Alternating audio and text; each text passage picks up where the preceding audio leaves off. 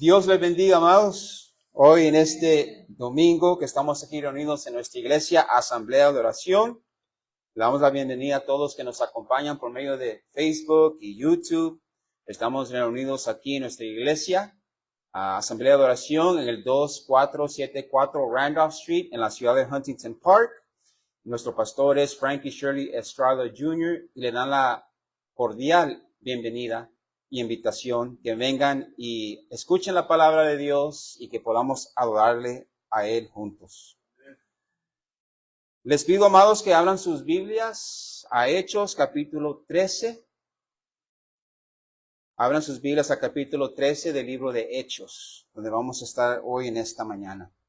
Y la semana pasada, en el mensaje enviados por el Espíritu Santo, vimos 3 puntos ahí. Vimos la diversidad en la iglesia. Leímos que habían muchos profetas y maestros en la iglesia de Antioquía, ¿verdad? Estaba Bernabé, era un levita de Chipre. Estaba Simón, el que se llamaba Níger, era negro, probablemente de África. Estaba Lucio de Cirene, del norte de África. Y estaba Mananén, él era romano. Y él había crecido con el tetrarca Herodes Antipas. Y también estaba Saulo, que era un judío, fariseo de Tarso. Aunque esos hombres eran de diferente raza, diferentes culturas, trasfondos, la iglesia en Antioquía nos deja el ejemplo en cómo la iglesia debe de tener una diversidad. No solo se basa de tener gente que se mira como nosotros, ¿verdad? Aquí miramos en esta iglesia habían diferentes colores. Y como sabemos, cuando estemos en la eternidad con el Señor, vamos a estar adorando al Señor de diferentes lenguas, tribus, naciones, y va a ser maravilloso. El segundo punto que miramos es apartados y enviados por el Espíritu Santo. Eso es lo que vimos la semana pasada. Leímos sobre la soberanía del Espíritu Santo y cómo Él es el quien nos da los dones, el llamado, el que nos aparta y envía a los obreros, ¿verdad? Para varios ministerios, varias obras, etcétera, así como lo hizo con Bernabé y Saulo, que los apartó y los envió. Y debemos estar siempre atentos, amados, y disponibles al llamado que Dios tiene para nosotros. Porque cada quien tiene un llamado, cada quien tiene un don que el Espíritu Santo le ha dado para que usted lo use, sea en su hogar, aquí en la iglesia o donde el Señor lo lleve. El tercer punto que vimos fue la oposición del Evangelio. Eso fue en los versículos 7 y el 12. Leímos de Elimas, el mago cuyo nombre era Bar Jesús, que se traduce al griego como hijo de salvación. Pero Pablo lo llamó hijo del diablo, porque fue hallado ser tropiezo para el gobernador Sergio Paulo. Y leímos las advertencias, ¿verdad?, que el Señor hace a esos que son tropiezos para los creyentes. Y también leímos de la advertencia que Pablo le da a la iglesia, que nosotros no vayamos a ser un tropiezo para el hermano o la hermana, ¿verdad? Debemos de tener mucho cuidado. Aunque quizás no pensamos que somos tropiezos, debemos de analizar nuestras vidas, examinar nuestras vidas, si somos de bendición o si solo siempre estamos, ¿verdad?, quejándonos de todo. Debemos animarnos unos a los otros y orar unos por los otros.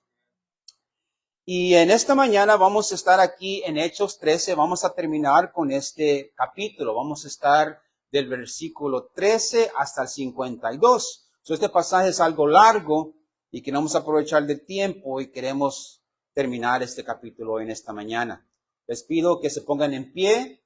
Vamos a ir ahí a Hechos capítulo 13 y vamos a leer del 13 al 15 para iniciar nuestra lectura hoy en esta mañana. Hechos 13, vamos a leer del 13 al 15. Por favor, póngase de pie en reverencia a la palabra de Dios y para indicarme que ya lo tiene y así podemos leer la palabra de Dios. Amén. Esta es la palabra infalible del único Dios verdadero y viviente. Así es la palabra de Dios, del 13 al 15.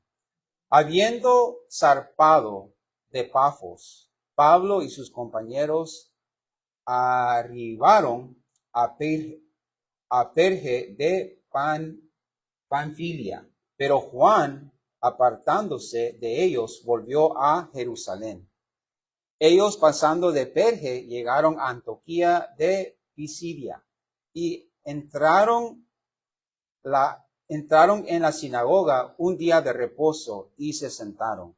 Y después de la lectura de la ley y de los profetas, los principales de la sinagoga mandaron a decirles: varones hermanos, si tenéis alguna palabra de exhortación para el pueblo, hablar. Amén. Pueden tomar sus asientos, amados. El título de este mensaje es El discurso de Pablo. El discurso de Pablo. Y como ven, ahí está la introducción, ¿verdad? El discurso del Pablo se llama este mensaje y vamos a ver 3 puntos. Vamos a ver los atributos de Dios. Los atributos de Dios del versículo 13 al 22. Y el segundo punto es el mensaje central. El mensaje central del 23 al 41. Y el tercer punto es la persistencia y gozo del cristiano. La persistencia y gozo del cristiano del 42 al 52. Y vamos a entrar aquí en nuestro primer punto, ¿verdad? Los atributos de Dios.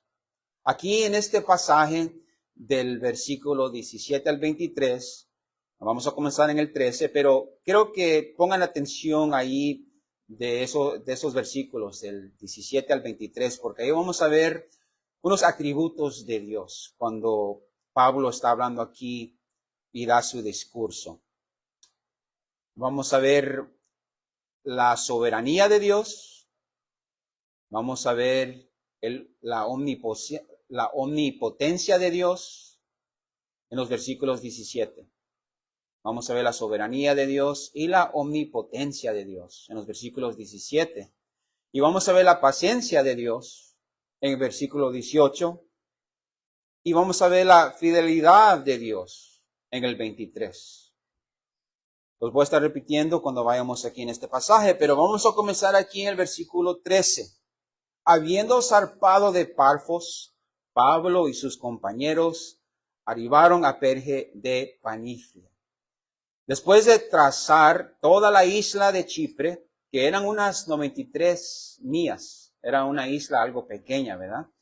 Y llegan a Pasfo, al otro lado de la isla, miramos que Pablo y sus compañeros se suben a un barco y navegan al norte.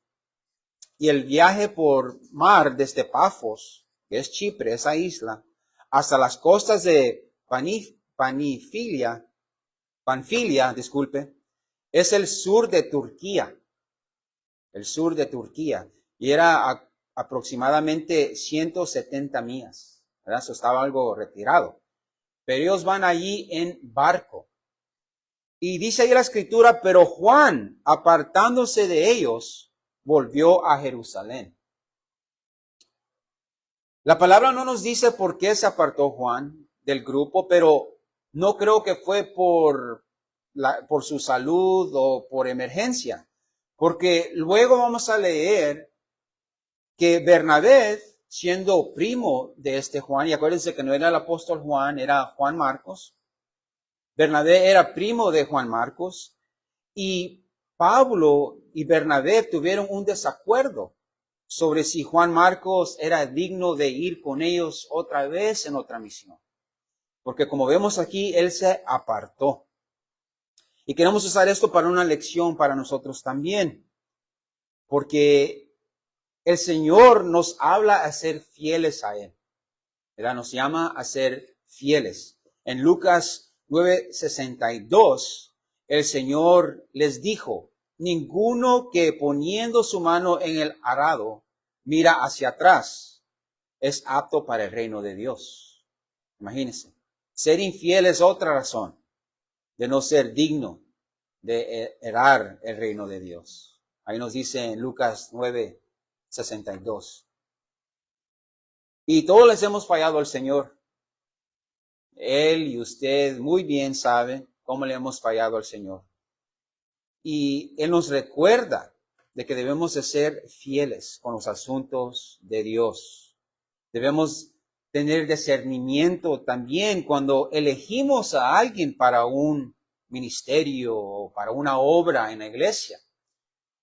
Lo primero que debemos ver es si esa persona es fiel, ¿verdad? Miramos muchos talentos de la persona, pero a veces la persona no es fiel. Y nos queda a nosotros de escoger a alguien que se puede entrenar, ¿verdad? Tiene el llamado quizás y queremos entrenarlos, pero esa es un atributo que debemos de ver en una persona, la fidelidad de esa persona, que le quiere servir al Señor.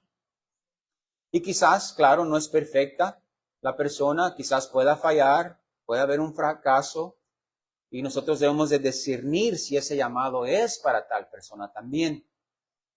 Quizás la misión no fue el llamado para Juan Marcos. Quizás él no fue llamado para ser misionero, ¿verdad? Porque después miramos de que el Señor usó a Juan Marcos para escribir el Evangelio según San Marcos.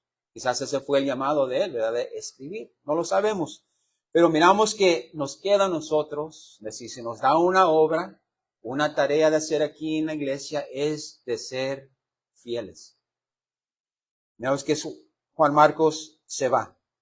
Y dice aquí en el versículo 14, disculpen, voy a bajar esto, que está haciendo un poquito de ruido. Gloria a Dios. Miramos el versículo 14, dice, ellos pasando de Perge llegaron a Antioquía de Pisidia. Y el viaje misionero inició en Antioquía porque habían unas pares de Antioquías diferentes, ¿verdad? Como aquí en los Estados Unidos miramos que hay diferentes, el mismo nombre de ciudades en diferentes estados. Y tenemos aquí la misma situación. Porque el viaje misionero inició en Antioquía de Siria. Pero aquí ellos llegan a Antioquía de Turquía, ¿verdad? So, miramos que hay diferentes Antioquías aquí. Y entraron en la sinagoga un día de reposo y se sentaron, ¿verdad? Es como si alguien quiere compartir algo con los cristianos. Van a ir, ¿verdad? Un domingo a la iglesia. Y miramos que así era la misma situación con los judíos. Ellos estaban en el día de reposo, que era sábado para ellos, estaban en las sinagogas. Y Pablo y Bernabé siempre buscaban las sinagogas primero porque ellos se imaginaban de que, bueno, ellos son judíos, ahí se predica la palabra de Dios, ellos leen a los profetas, a los salmos, leen la ley de Moisés, y claro, ellos van a entender de que el Mesías ha llegado por medio de Cristo, ¿verdad? Y ellos buscan las sinagogas y comparten la palabra, o van a oír la palabra de Dios primeramente ahí. Entraron en la sinagoga un día de reposo y se sentaron. Y después de la lectura, dice ahí en el versículo 15, de la ley y de los profetas, los principales de la sinagoga mandaron a decirles, varones hermanos, si tenéis alguna palabra de exhortación para el pueblo, hablar. Y cuando llega un judío o llegaba un judío nuevo o visitante a una sinagoga, era la costumbre de darle la bienvenida y darle una oportunidad a tal persona de animar o exhortar a los que están presentes. También como esto lo ha hecho nuestro pastor también. Así ha notado cuando viene alguien que nos visita, ¿verdad? Él dice, los saluda de aquí del púlpito y les dice si tiene unas palabras para compartir con nosotros, ¿verdad? Así también se hacía en ese tiempo. Y los principales de la sinagoga van a Pablo y Bernabé y les dicen, ¿tienen unas palabras para compartir con la iglesia, con la sinagoga? Y claro, Pablo no la pensó dos veces. Aquí dice el versículo 16. Entonces Pablo levantándose, echa señal de silencio con la mano. Pablo dijo, varones israelitas y los que teméis a Dios, oír. Pablo no la pensó dos veces. Las buenas obras son parte de la misión, amados, pero la misión es de convertir al mundo por medio de la predicación de la palabra de Dios. Predicar el evangelio. Y Pablo aprovechó el tiempo que se le ofreció para predicar a Jesús. Acuérdese que él escribió lo mismo a Timoteo.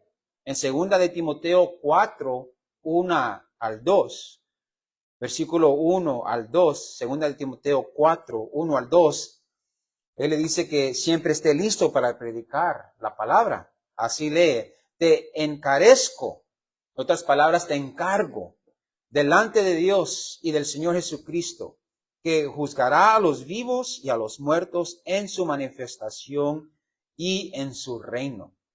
Note que es el testigo, ¿verdad?, que Pablo está usando. En otras palabras, aquí está Dios Padre y el Señor Jesús y te estoy encargando enfrente de ellos, ¿verdad? Qué grande tarea, qué gran responsabilidad. Dice que prediques la palabra, que instes a tiempo y fuera de tiempo. Es un recordatorio para todos nosotros, amados, del encargo que Dios nos ha dejado a nosotros. De siempre estar listos, siempre estar preparados para compartir las buenas nuevas. Pablo no dijo, no, ¿sabes qué? No tengo el sermón preparado, ¿verdad? No tengo mensaje preparado, no. Cuando se nos da la oportunidad, el Señor nos está dando una oportunidad de compartir la palabra de Dios. Siempre debemos estar listos, que instes a tiempo y fuera de tiempo para compartir la palabra de Dios. Y eso es lo que hace Pablo. Y él comienza con estas palabras que en el versículo 17, estamos así en Hechos 13, versículo 17.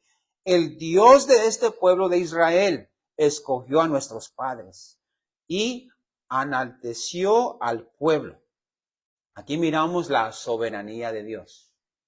La soberanía de Dios. De que Él escogió a nuestros padres, dice aquí Pablo. Acuérdense que los padres son Abraham, ¿verdad?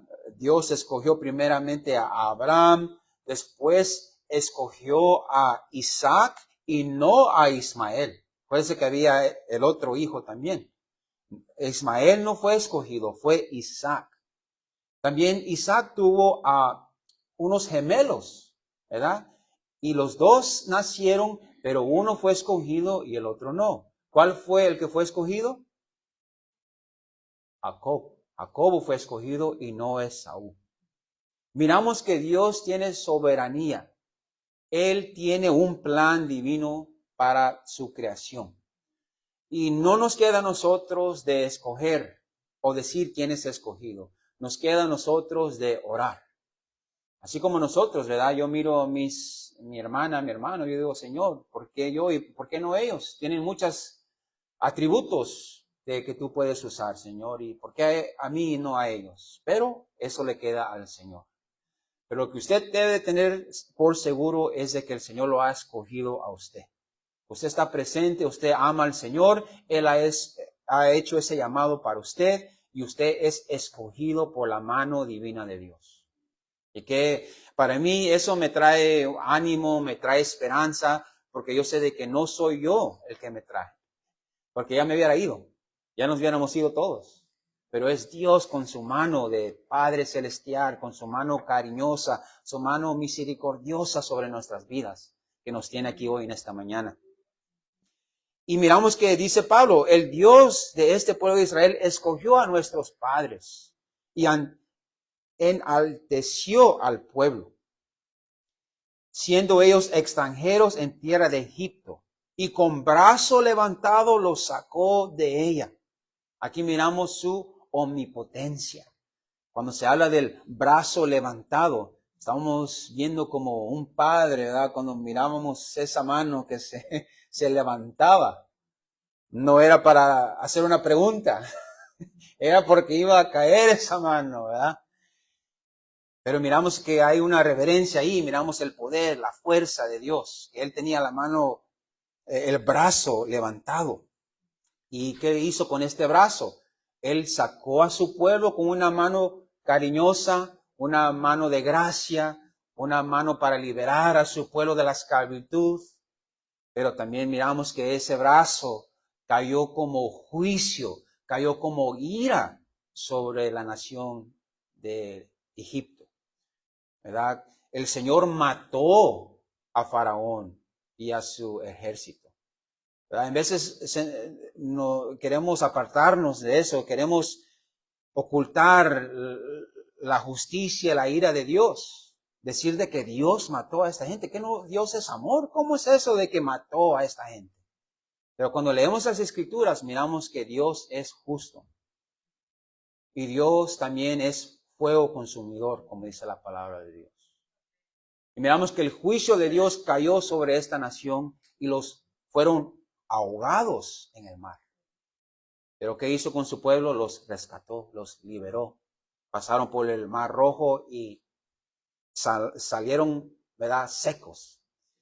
Miramos que esa es la divina mano de Dios, con un brazo levantado, ¿verdad? Y antes de eso también vimos los prodigios, las señales, los milagros que Dios hizo, ¿verdad?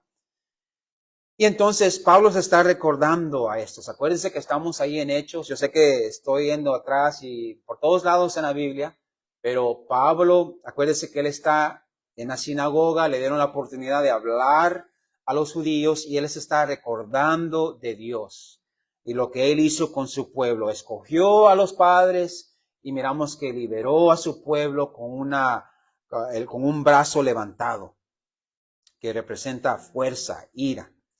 Versículo 18 dice, y por un tiempo, como de 40 años, los soportó en el desierto.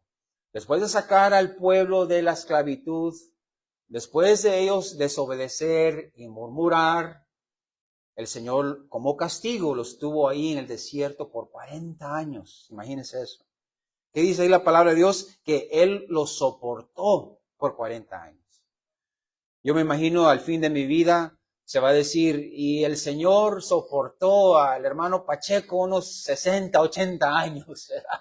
Lo soporté a porque sabemos que necesitamos la gracia de Dios. Porque nosotros somos necios, nosotros le fallamos al Señor, pero Él es misericordioso con su pueblo. Y Él siempre nos va a soportar, ¿verdad?, nuestras fallas. Como dice Salmo 103 también, de que Él sabe nuestra condición, Él sabe que somos del polvo, disculpe. Y vamos a rezar al polvo también, ¿verdad? Pero aquí Pablo les dice que lo soportó 40 años en el desierto. Versículo 19, y habiendo destruido 7 naciones en la tierra de Canaán, les dio una herencia. Les dio en herencia su territorio. Miramos que Dios quitó estas naciones, sacó estas naciones por espada, amados. Por espada. Esto es lo que Dios hizo. Porque a esa gente le dio el Señor 400 años para que se arrepienten. Y no se arrepintieron de sus pecados. Y vino otra vez el juicio de Dios. Y me encanta eso que Pablo está hablando de esto. Está hablando no solo del amor de Dios, pero también del juicio de Dios. Siempre debemos de predicar toda la palabra de Dios. No, nosotros no estamos haciendo un favor a Dios de solo hablar del amor. Debemos de hablar del juicio, ¿verdad? No solo hablar de la salvación, pero también de la condenación que viene. Porque si la gente no sabe de la condenación, pues van a menospreciar la salvación. ¿Por qué debo ser salvo? ¿Salvo de qué? Dígale a la persona, Dios te ama. Va a decir, oh sí, yo también me amo, también. Debemos de saber qué valioso es el amor de Dios y qué valioso es la salvación en Cristo Jesús. Miramos aquí que Dios limpia esa tierra, se puede decir esa tierra pagana, y entra ahí el pueblo, donde fluía miel y leche, dice la palabra de Dios. Leche y miel. El versículo 20 dice, después por 450 años les dio jueces hasta el profeta Samuel. Luego pidieron rey y Dios les dio a Saulo, hijo de Cis, varón de la tribu de Benjamín, por 40 años. Quitado les levantó por rey a David. Y note aquí la soberanía de Dios sobre los reyes y presidentes también. ¿Verdad? Aquí en los Estados Unidos, en nuestras tierras, ¿verdad?, no hay reyes, pero hay presidentes. Miramos que Dios es el que pone y el que quita. En Daniel 2, 20, 21, ahí Daniel escribió, o él dijo estas palabras que están escritas para nosotros. Daniel 2, 20, 21 dice, y Daniel habló y dijo, sea bendito el nombre de Dios de siglos en siglos, porque suyos son el poder y la sabiduría. Él muda los tiempos y las edades, quita reyes y pone reyes, da la sabiduría a los sabios y la ciencia a los entendidos. Note que Dios es el que pone a los reyes. Él es el que pone a los presidentes. Y si una nación tiene un presidente malo, es como un juicio sobre esa nación, amado. Y todo, el origen de eso fue como leímos aquí, de que ellos no querían a Dios como su rey. El pueblo de Israel tenía a Dios como su rey. Se puede decir como a Dios como su presidente. Pero ellos miraron a las naciones que estaban alrededor de ellos y ellos querían mejor un hombre ser rey sobre ellos. Entonces miramos de que Dios es el que pone y quita reyes. Miramos de que Él puso a Saúl porque el pueblo quería a Saúl. Pero después sabemos que quitó a Saúl y puso a David. Mire lo que dice aquí Hechos 13:22, donde estamos. Hechos 13:22.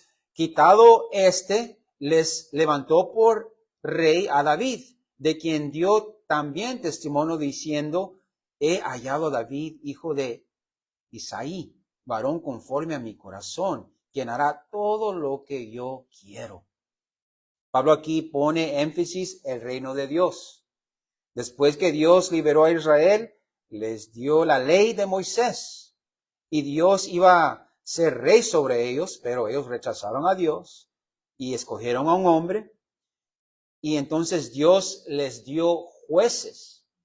Les dio, ¿verdad?, reyes, les dio jueces. Antes de darle reyes, les dio jueces para que ellos puedan juzgar al pueblo, poner una orden conforme a la ley de Moisés, ¿verdad? Como esta nación tenemos la Constitución, ¿verdad?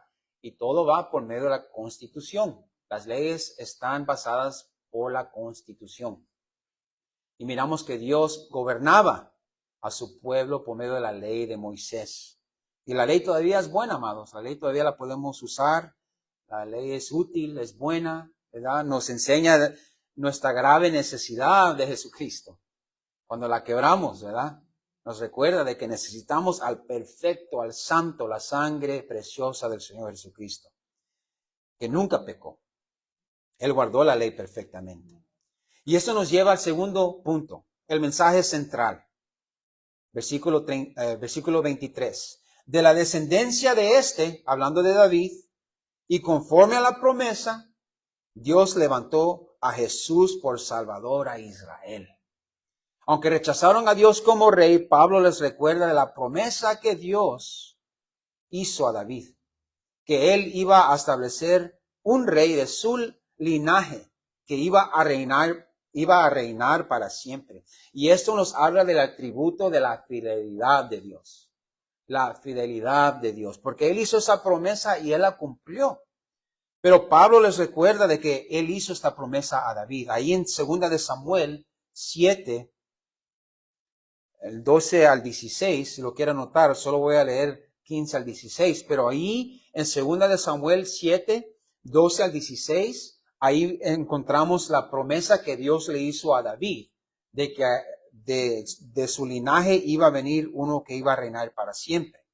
El versículo 15 de 2 de Samuel capítulo 7 dice, pero mi misericordia no se apartará de él, como la aparté de Saúl.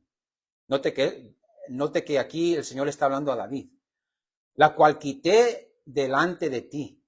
Acuérdese de que Saúl fracasó mucho y Dios quitó su mano de gracia sobre él. Y dice aquí la palabra, el 16, y será afirmada tu casa y tu reino para siempre delante de tu rostro, y tu trono será estable eternamente. Esta promesa y profecía tuvo doble cumplimiento. Primero con Salomón, que fue hijo de David, ¿verdad? Que él fue muy sabio, fue el más poderoso, el más sabio rey de toda la tierra. Y también el segundo, pero el más importante cumplimiento de esta promesa fue con Jesús, quien es Rey de Reyes y Señor de Señores. que reina por la eternidad y es el que establece el trono de David para siempre. El versículo 24 dice, antes de su venida, antes de la venida de Cristo aquí en la tierra, hablando de Jesús, predicó Juan el bautismo del arrepentimiento a todo el pueblo de Israel. Dice aquí el versículo 24 de Hechos 13. Mas cuando Juan terminaba su carrera, dijo, ¿quién pensáis que soy? No soy yo él, mas he aquí, viene tras mí uno de quien no soy digno de desatar el calzado de los pies. Juan el Bautista tenía muchos que le seguían, ¿verdad? El apóstol Juan y su hermano Jacob eran discípulos de Juan el Bautista antes que eran discípulos del Señor. Y después, antes de la crucifixión del Señor, tenía discípulos Juan el Bautista, y también después de la crucifixión del Señor, todavía tenía muchos discípulos Juan el Bautista. Y él estaba acordando siempre de que no soy yo el Cristo, es el que viene atrás de mí, que era el Señor Jesucristo. Y él dijo hasta el punto que no soy digno de desatar el calzado de sus pies. Antes habían como siervos, se puede decir, o alguien que le daba la bienvenida a la gente que entraba a la casa, y ellos le quitaban los calzados de los pies. Y Juan dice aquí que yo no soy digno de quitarle los calzados al que viene atrás de mí, que era el Señor Jesucristo, porque era el Santo de Dios. Versículo 26 dice, varones hermanos, Pablo aquí hablándole a los judíos que están ahí en la sinagoga, varones hermanos, hijos del linaje de Abraham, y los que entre vosotros teméis a Dios. Cuando dice aquí teméis a Dios, son los gentiles. A vosotros es enviada la palabra de esta salvación. Ustedes, en otras palabras, ustedes que están aquí en la sinagoga, piadosos, ustedes que leen y creen las Escrituras y temen a Dios, para ustedes es esta bendita salvación. Dice el 27, porque los habitantes de Jerusalén, acuérdense que aquí Pablo está en Turquía en este tiempo, y él está, como se puede decir, apuntando allá a Jerusalén, ¿verdad? Porque los habitantes de Jerusalén, allá en Israel, los que están allá, sus gobernantes, no conocieron a Jesús, ni las palabras de los profetas que se leen todos los días de reposo. Las cumplieron al condenarle. Wow. Las mismas escrituras que ellos estaban leyendo, ¿verdad? Se estaban cumpliendo por ellos. Y no era para lo bueno, era porque iba a sufrir el Mesías a las manos de estos hombres. Esas profecías del Mesías sufrido que se encuentran en la ley, en los profetas, ¿verdad? Se estaban leyendo en la sinagoga y se estaban cumpliendo por los actos de estos hombres. Es increíble pensar esto. Isaías 50, versículo 6, ahí leemos de el Mesías sufrido. Isaías 50, versículo 6 lee, de mi cuerpo a los heridores y mis mejillas a los que me mesaban la barba. No escondí mi rostro de injurias y de esputos, ¿verdad? Que les escupieron a la cara del Señor. Miramos que el Señor sufrió, dice la palabra de que le rompían la barba de su cara. Miramos que Él era ¿verdad? El prometido Mesías, sufrido. También está ese capítulo Isaías 53, ¿verdad? Donde miramos una gran profecía del que iba a tomar nuestras transgresiones. El varón de dolores, dice ahí en Isaías 53. Bueno, aquí, regresando a Hechos 13, 28, dice, y sin hallar en él causa digna de muerte. En otras palabras, ningún pecado, ningún crimen, pidieron a Pilato que se le matase. No habían encontrado ningún pecado en este Señor, ninguna razón por matar a nuestro Señor. Pero pidieron a Pilato que se le matase. Muchas veces usted va a oír el ateo decir, ¿cómo es posible que Dios permite el sufrimiento, ¿verdad? Del mundo? Si es un Dios todopoderoso, Dios es amor, ¿Por qué Él permite el sufrimiento? ¿Por qué los niños mueren, se enferman y mueren de temprana edad? Y una larga lista, ¿verdad?, de que los ateos que no creen en Dios, solo quieren jalar a nuestras emociones, poner duda en nuestra mente de nuestra fe, ¿no? Que es el diablo usando estas personas. Pero lo que nunca mencionan es la muerte del inocente Hijo de Dios.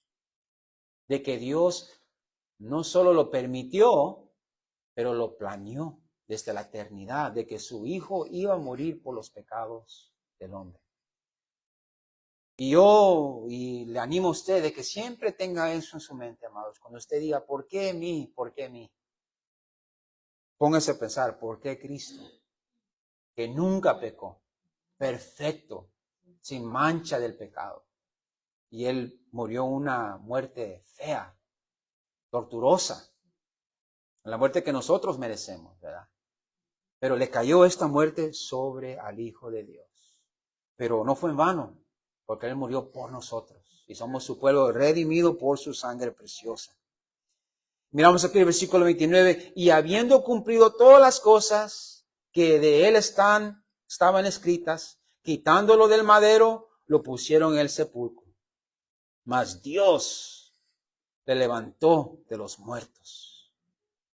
Pablo luego escribió en Romanos 4:25, hablando lo que significa Dios levantando a Cristo de los muertos. Ahí en Romanos 4:25 dice la palabra, el cual fue entregado por nuestras transgresiones y resucitado para nuestra justificación. Aleluya.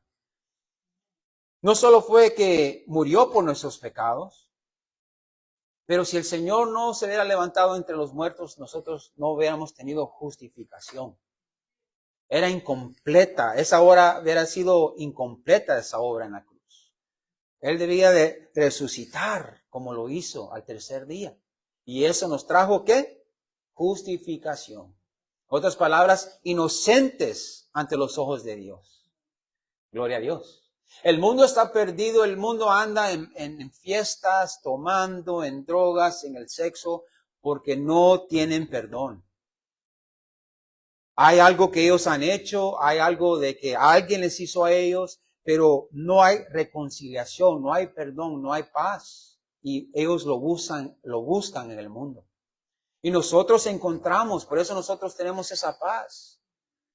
Por eso nosotros no necesitamos esas cosas. No es que somos mejores personas, pero tenemos la paz, tenemos la justificación, tenemos el perdón por medio de Cristo Jesús. Y no nos falta nada más. Tenemos ya el perdón, tenemos la herencia de la vida eterna esperándonos. Y debemos de orar por el mundo, ¿verdad? Que ellos puedan recibir el perdón de sus pecados. ¿Verdad? Es una pesadilla, un peso que ellos llevan. Yo lo llevaba, por eso yo le digo. Yo tenía una nube gris que me seguía donde yo iba. No importaba dónde estaba yo, tenía una nube gris que me seguía. No fue hasta que el Señor vino y lo quitó de mi vida. Y me dijo, te perdono, hijo, te perdono, tus pecados son perdonados.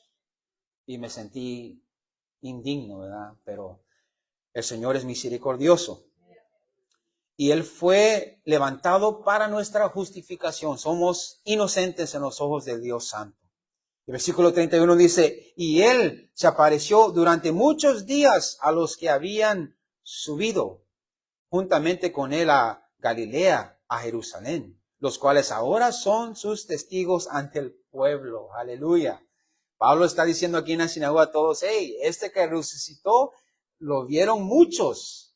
Él tuvo un convivio con estos discípulos y tantos están convencidos de que ellos son testigos de Él. Ellos van predicando de que este Cristo está vivo y está a la diestra de Dios Padre.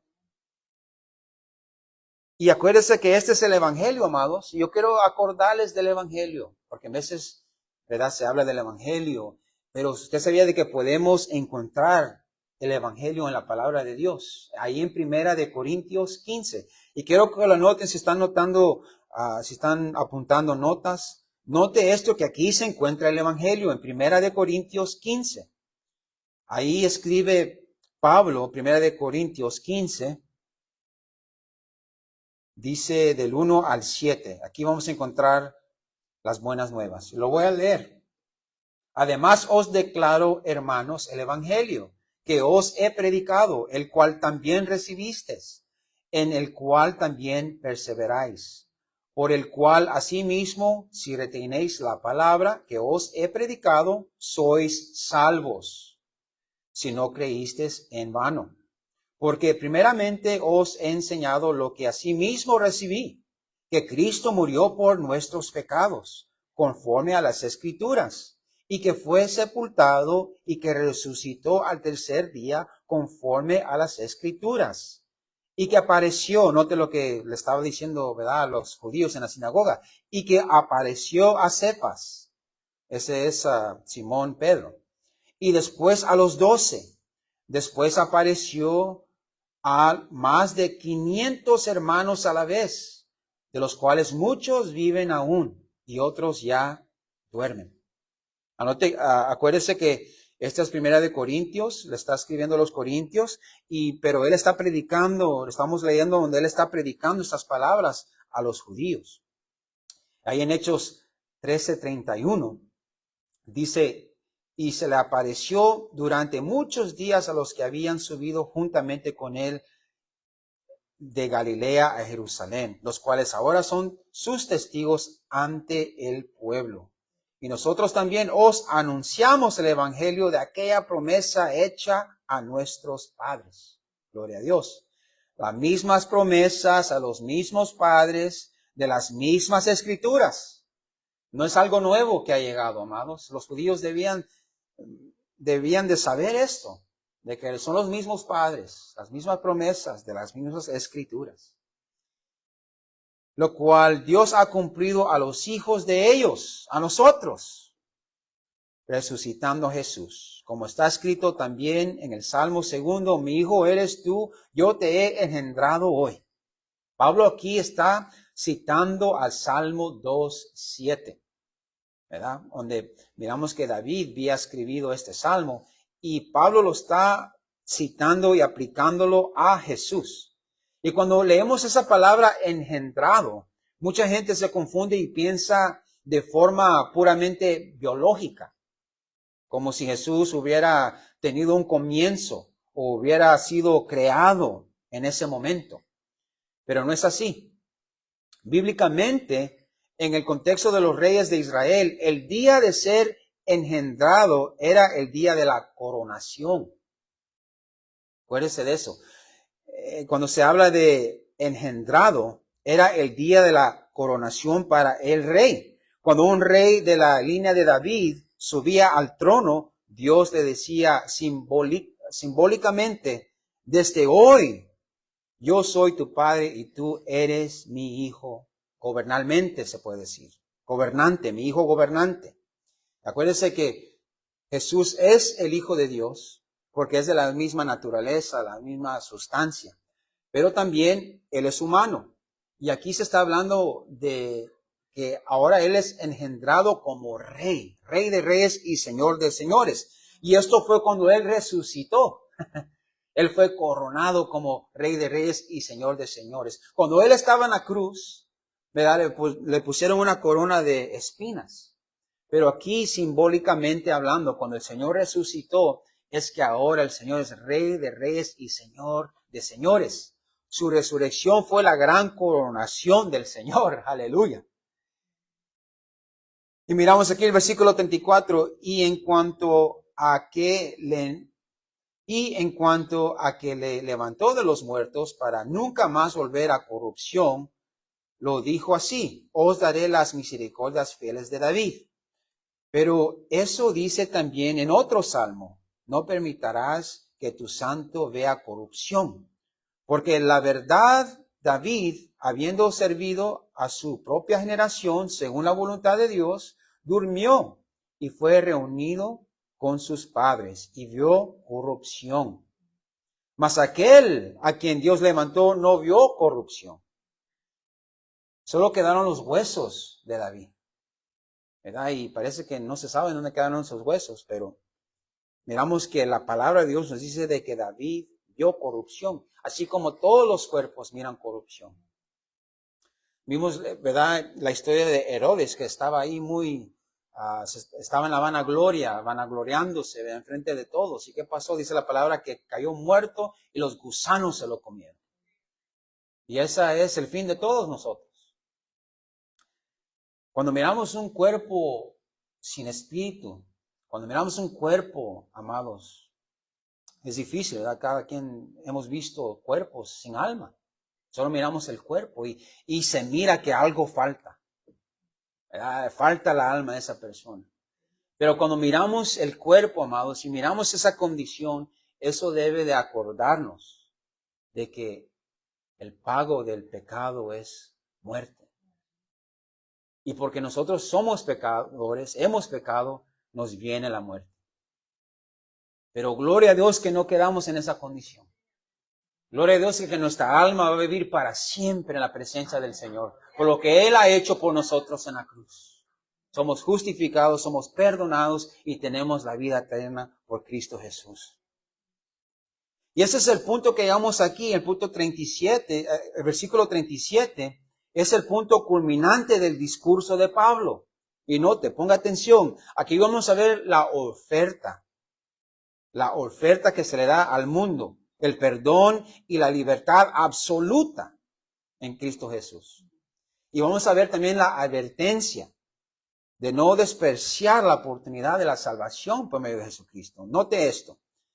38. Saber pues esto, varones hermanos, que por medio de Él se os anuncia perdón de pecados.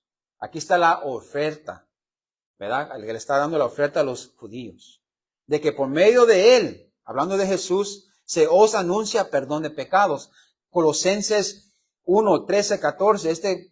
Este pasaje me encanta a mí.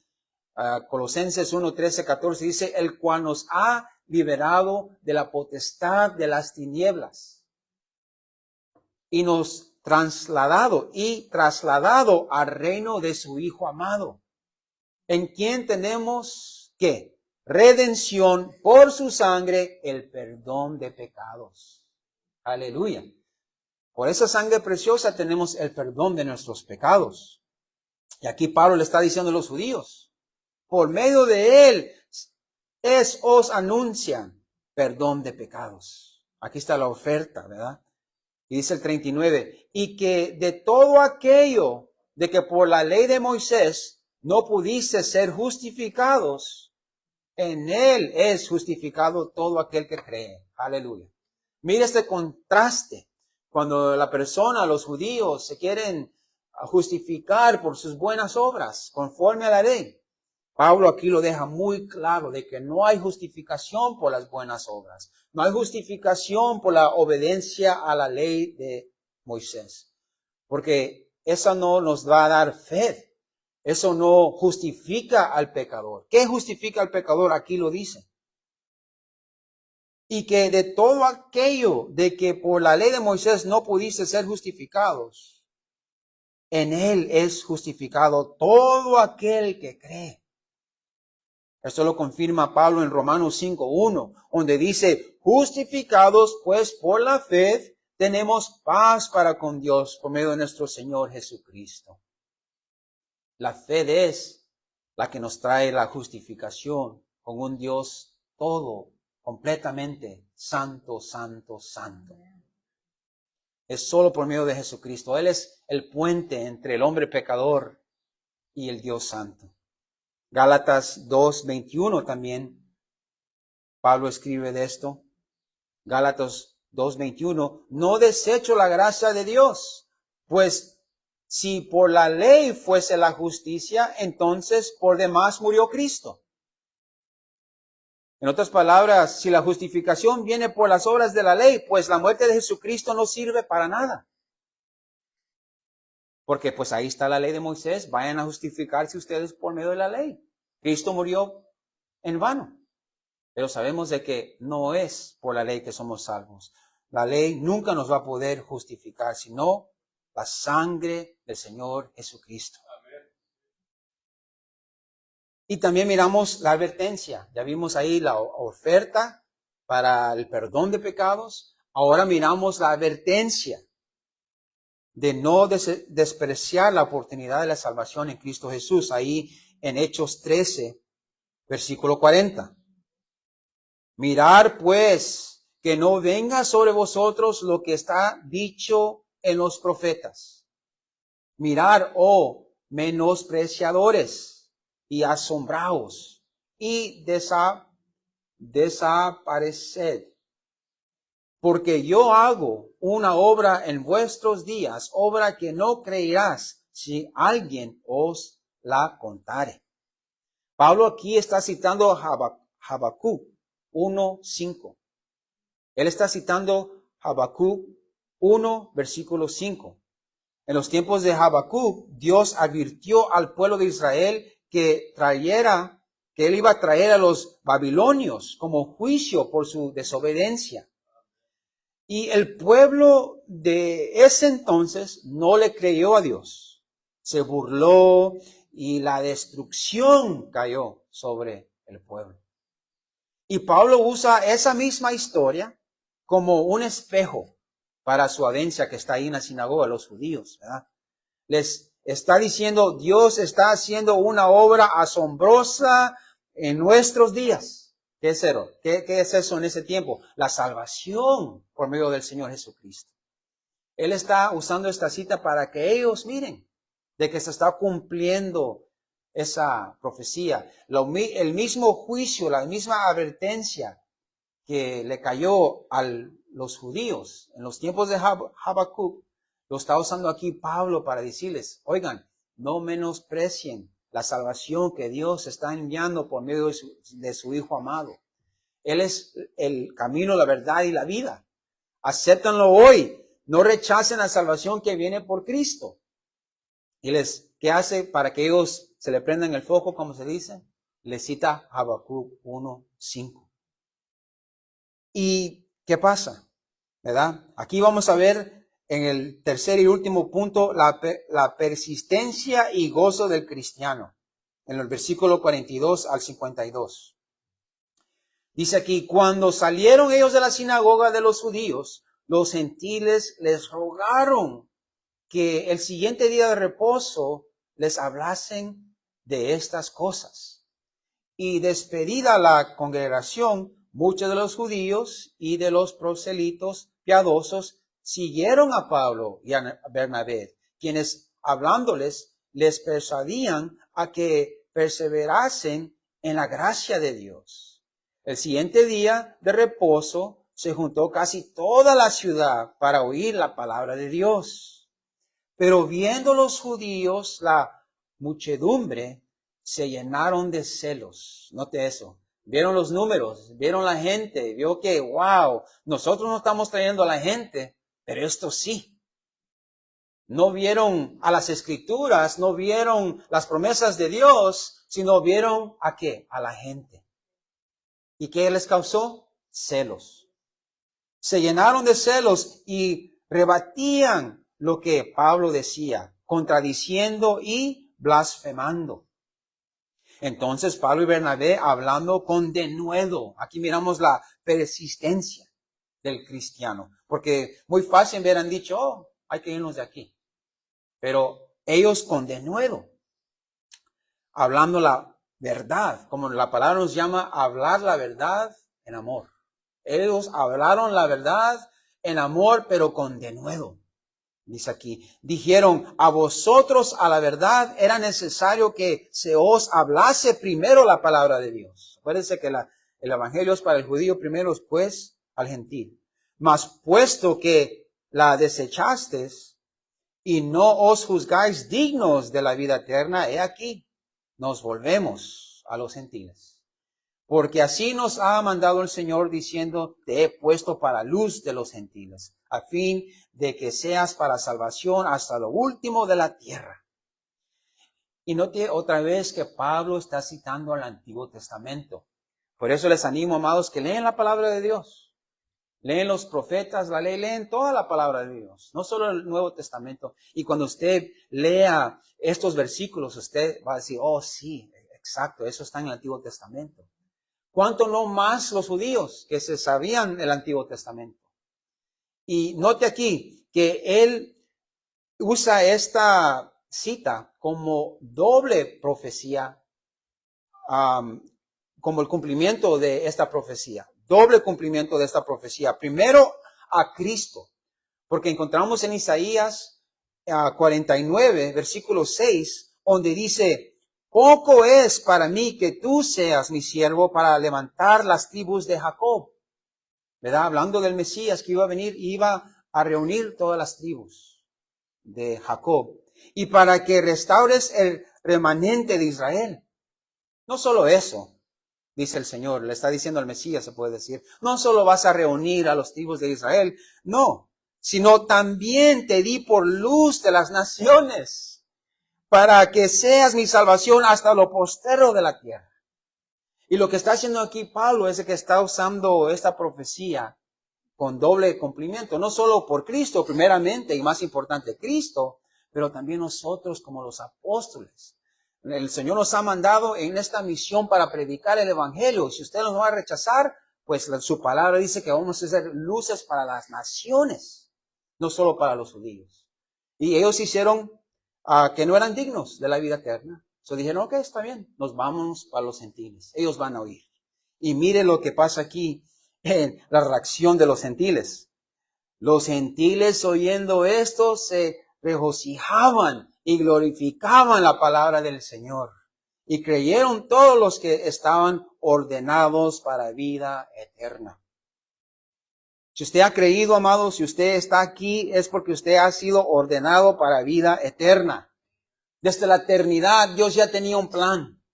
Él escogió a su pueblo, Él envió a su Hijo amado para morir para ese pueblo, y ahora somos redimidos. Nos ha prometido la vida eterna por esta obra que hizo su Hijo, por esta redención que viene por su Hijo para su pueblo. Y hemos sido ordenados para esta vida eterna.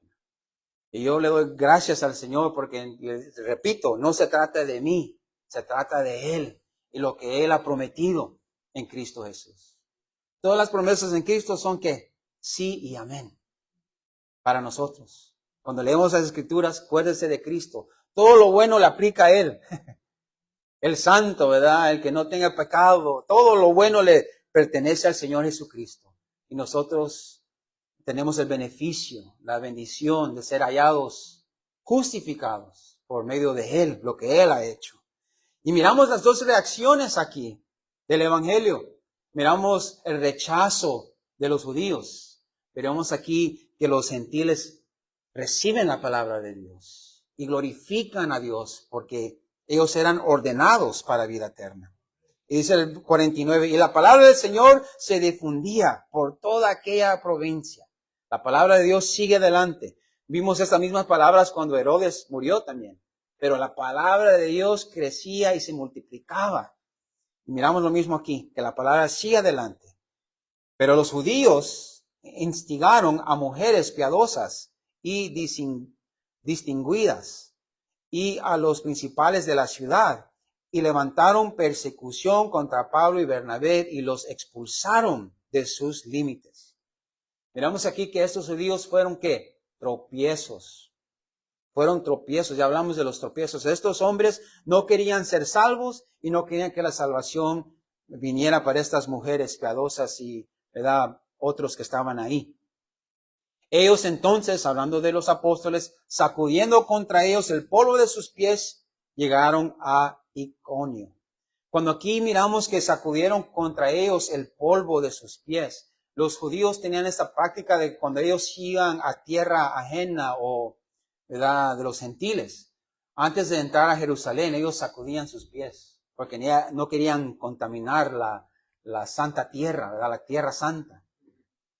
Pero aquí miramos de que estos apóstoles, y está escrito aquí para que miremos esto, es una lección, ¿verdad?, de que Pablo y Bernabé están sacudiendo el polvo de sus pies para enseñarles, si ustedes no son dignos, pues ni modo, nosotros vamos a seguir adelante con la palabra de Dios. Si ustedes no están dignos para la eternidad, para el cielo, pues vamos a sacudir nuestros pies y vamos a seguir adelante. Y eso es lo que debemos de hacer nosotros también, amados. No hay que enojarnos. Mire, ellos no se enojaron ni nada, sacudieron sus pies y siguieron adelante predicando la palabra de Dios. Y dice el versículo 52, y los discípulos estaban llenos de gozo y del Espíritu Santo. Gloria a Dios. Miramos aquí de que el cristiano está, debe de siempre estar, ¿cómo se dice? Persistir en la palabra de Dios y también siempre estar lleno de gozo, porque nos van a rechazar, amados. No debemos de buscar el aprobio, ¿así se dice? Aprobación del mundo, porque ellos nos van a rechazar. Mataron a nuestro Señor, ¿verdad? Si no lo aceptaron a Él, no nos van a aceptar a nosotros. Y es mejor sufrir por la causa del Señor de sufrir para nuestros pecados, ¿verdad? Por las cosas que nosotros hacemos. Debemos de agarrar ánimo de este pasaje y miramos cómo termina aquí este capítulo. Y los discípulos estaban llenos de gozo y del Espíritu Santo. La palabra nos habla de esto también en Nehemías 8:10. Y no os entristicáis, porque el gozo de Jehová es vuestra fuerza. Nehemías 8:10. Y esto es lo que vimos hoy en esta mañana, amados. Vimos el discurso de Pablo allí en la sinagoga, hablándoles a los judíos. Vimos los atributos de Dios. Hablamos de su bondad, de su misericordia, de su fidelidad, de su omnipotencia, cuando vimos que el brazo estaba levantado cuando Él sacó a su pueblo de Egipto. Vimos de que Él cumple sus promesas a lo largo del tiempo, amados. ¿Y cómo aplicamos eso en nuestras vidas? Pues hay que analizar nuestra vida y mirar todo lo que Dios ha hecho por nosotros. De ahí vamos a recobrar ánimo y esperanza. Quizás el Señor no miramos que su mano está obrando, pero Él está obrando. Y podemos ver lo que Él ha hecho por nosotros. De que Él está obrando hoy y que Él está obrando para nuestro futuro. Es de dejar todo en sus manos, amados. También vimos el mensaje central. La centralidad del Evangelio es Cristo. Su vida, su muerte y su resurrección. Y lo encontramos ¿a dónde? Primera de Corintios, capítulo 15. Amén. Siempre acuérdense que ahí encontramos el Evangelio. Y Pablo usa el tiempo para predicar a Cristo. Como dice, inste, ¿verdad? En tiempo y afuera de tiempo. Debemos de siempre estar listos para compartir una palabra. Imagínense decir, no tengo el sermón preparado, no puedo compartir. No, ese es avergonzoso para nosotros, ¿verdad? Y también vimos la persistencia y el gozo del cristiano. Cuando leemos esto que nos van a rechazar, debemos de seguir adelante. Y ya cuando pegamos a esa pared, sacudimos nuestros pies, oramos por ellos, pero seguimos adelante.